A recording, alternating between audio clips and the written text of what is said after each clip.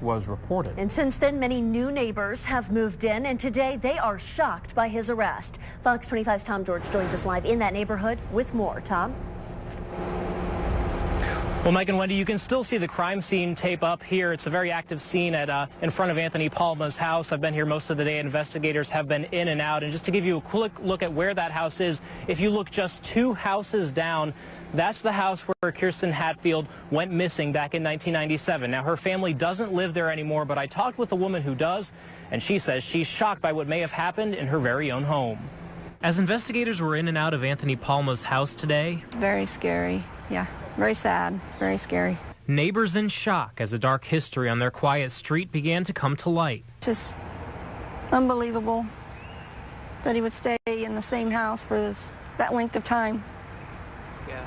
Hiding in plain sight, I guess. They say they can't believe Palma would be capable of kidnapping and killing his own neighbor, 8-year-old Kirsten Hatfield, 18 years ago. He never really seemed like, any sort of weird person to me. He just was fairly decent person. Mow my yard, take care of my yard, anything I needed. This has just totally floored me. Lisa lives just 2 doors down from Palma in the same house Kirsten lived in with her family.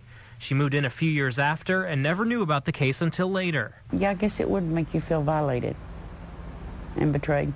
She says in the past few months, investigators asked to search her house too. So the window that she was taken out of is no longer there. That means if they have to dig up, they're going to have to dig my new addition up. Now she's worried they may be back again.